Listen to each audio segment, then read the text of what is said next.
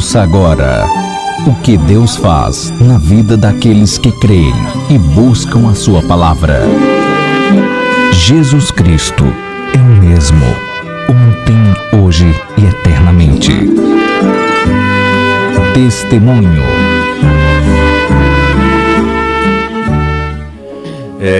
A minha história é a seguinte, que não diferente de outros jovens, né? Eu acabei nascendo, graças a Deus, né? Minha mãe me deu a luz e eu tive uma história praticamente que nem a de Moisés, né? A gente lendo as escrituras, a gente vai se identificando com elas. E quando assim que eu nasci, minha mãe não tinha maturidade suficiente para me criar, né? Ela é muito jovem na época, ela e meu pai, e eu acredito que tudo isso foi propósito do Senhor na minha vida, sabe? E minha avó, ela também tendo as responsabilidades dela em casa com os meus tios, e não abri mão daquele pedido que minha mãe fez e me criou. Só que minha avó tinha uma religião, onde essa religião é muito criticada aos olhos das pessoas, né? E minha avó, sendo mãe de santo do candomblé, ela fez o que pôde para me criar, mas dentro dessa religião. E ali eu fui crescendo, fui pegando alguns dons espirituais do candomblé, né? E ali os próprios orixás começaram a me ver, né? Me enxergar, que eu estava evoluindo lá dentro do candomblé. E comecei lá dentro, e eu lembro que eu pequeno, minha avó atuava lá com as entidades e dizia que eu ia pegar um cargo lá dentro. Um cargo era um título, né? E eu comecei esses dons a desenvolver. Eu comecei a tocar, a cantar, e nisso os orixás começaram a me dar conhecimento sobre eles. Ali eu comecei a aprender língua iorubá, enfim, as demais coisas que acontecem no candomblé, né? Só que tudo isso eu agradeço a Deus, sabe? Porque na palavra do Senhor tem dizendo que tudo dê graças a Deus. Porque hoje no mundo que vivemos num mundo de crítica, sabe? E eu acho que o Senhor Jesus, ele não veio para julgar ninguém. Ele não veio para criar uma religião. E quando eu nasci dentro dessa religião, acho que já foi propósito do Senhor, para que eu pudesse resgatar outras vidas dentro do candomblé, pessoas que estão presas não só em religião, mas em vícios, na própria mente, que a nossa mente é uma sabotagem, na verdade, né? Um labirinto. E eu creio no Senhor Jesus Cristo, que Ele vai me usar, como a irmã acabou de falar, Deus usou ela, é um chamado, e eu aceito esse chamado de coração. E lá nesse chamado, lá no candomblé, eu vou dizer assim, que eu fiz com excelência, porque eu não conhecia a verdade, né? Não conhecia Jesus. E tudo que eu fazia de coração. Eu acredito que os orixás me receberam assim de braços abertos, que eles viram minha inocência, né? Que eu fazia, me dedicava, tal. Só que teve um decorrer da minha caminhada que eu tinha que conhecer o mundo, né? E minha avó, de uma certa forma, ela me prendia porque ela tinha medo do que podia acontecer comigo. Justamente eram as críticas, que as pessoas não entendiam, porque na visão do mundo a pessoa que é do candomblé, do demônio, enfim, é muitas coisas que a pessoa usa, né? E eu naquela época pequeno, não vou dizer a você que eu não sofria, porque eu sofria, mas eu acredito que Deus já cuidava de mim, porque Ele me dava essa força que era sorrir e levar tudo no banho-maria, né? E o Xangô, o candomblé e o Xangô é a mesma coisa? Então, o Xangô, na verdade, Xangô é o nome de uma entidade, entende? E a cultura afro entende? O candomblé, na verdade, ele é generalizado de lá da África. São antepassados, entende? Porque toda religião, na verdade, é antepassados.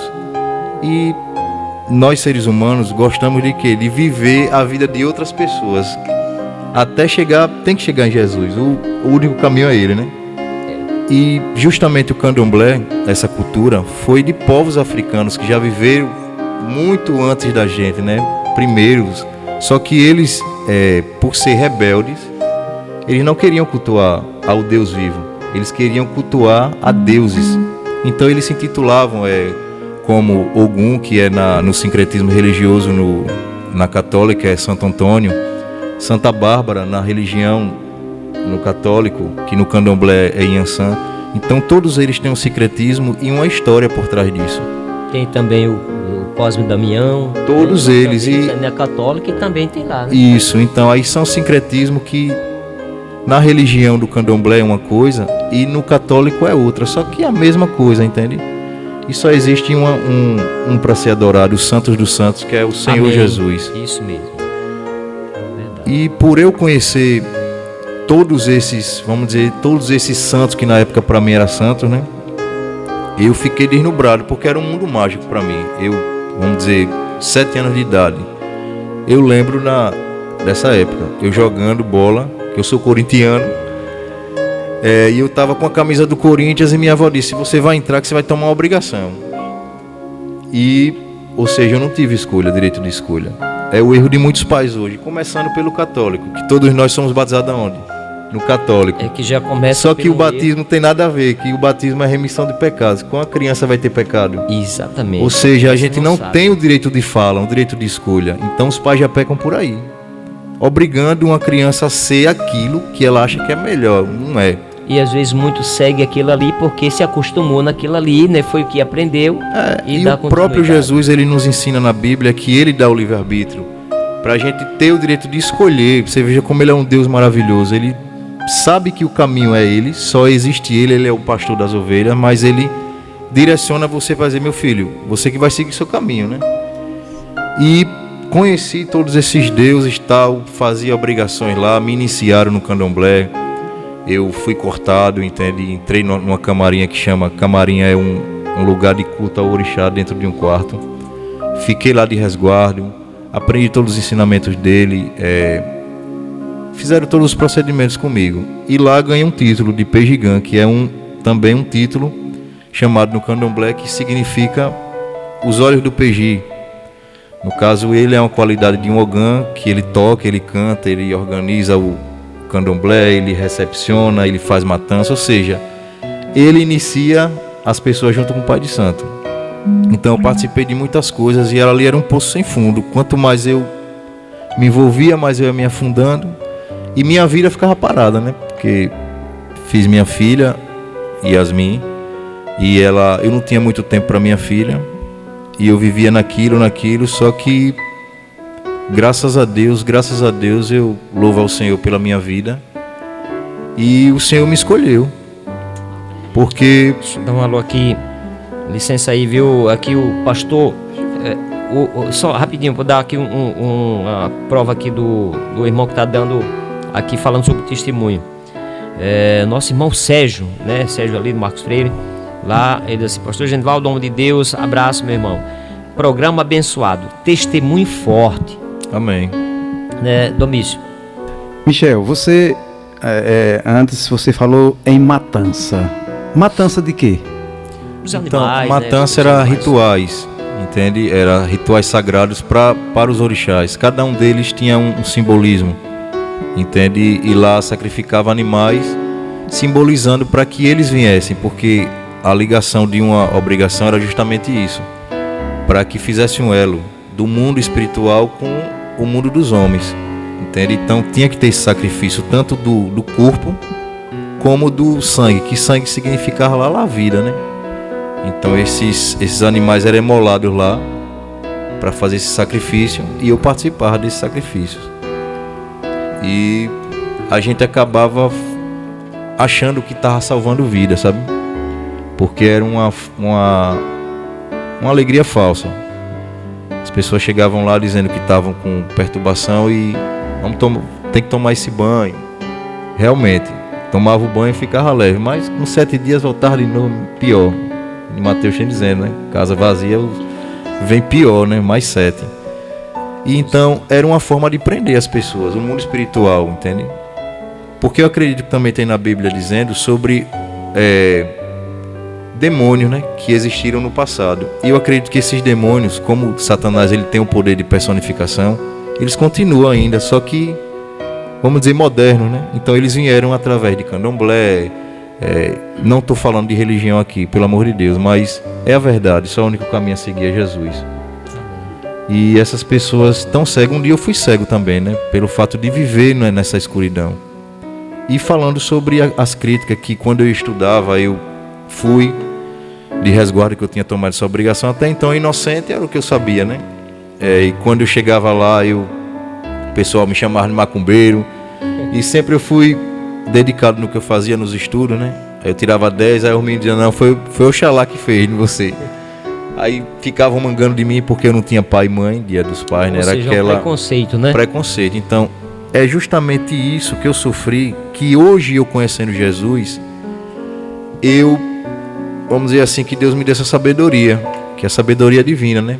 Para eu poder chegar num irmão desse do candomblé, para eu ter a palavra certa para chegar em um cara que seja gay, para eu ter a palavra certa para chegar numa menina que seja lésbica, ou num rapaz que seja negro, ou até mesmo num rapaz que esteja dormindo em ruas, porque a verdade é que Jesus Cristo, quando ele veio à Terra aqui, veio para todos, né? Veio para todos, cara.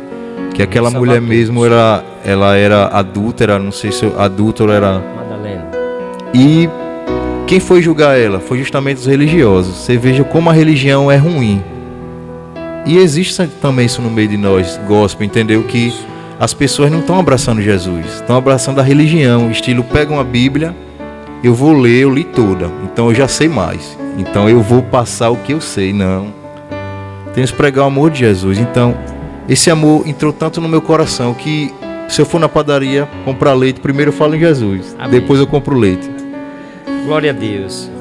E hoje mesmo foi exemplo, eu vinha que eu dentro do meu coração teve uma greve do nada de ônibus. Eu disse, meu Deus, já é a segunda vez que eu vou contar meu testemunho, eu não vou mais, em nome de Jesus, o sangue de Jesus tem poder.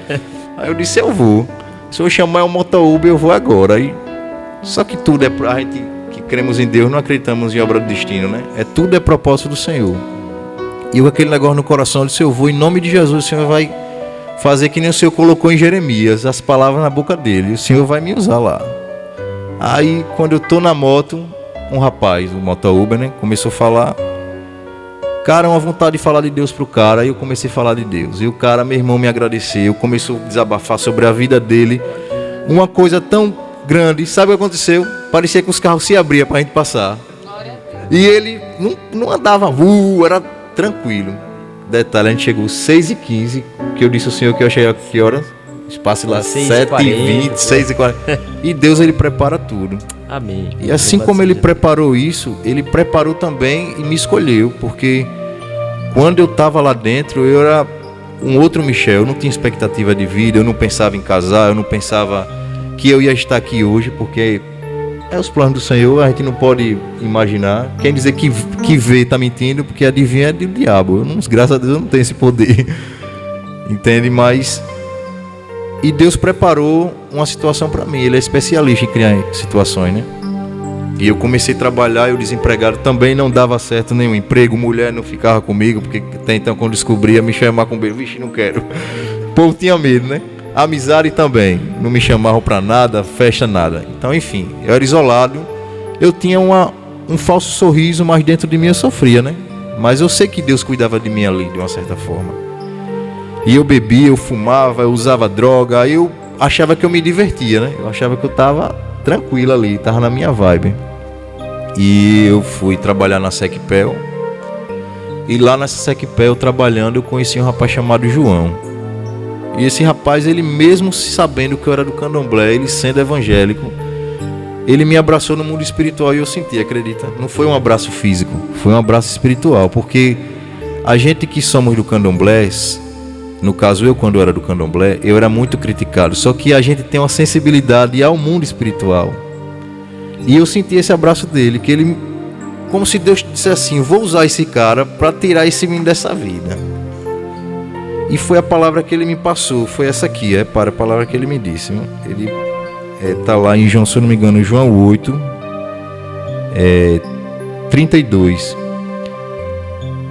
Então Jesus disse aos judeus que haviam crido nele: se vocês permanecerem na minha palavra, são verdadeiramente meus discípulos.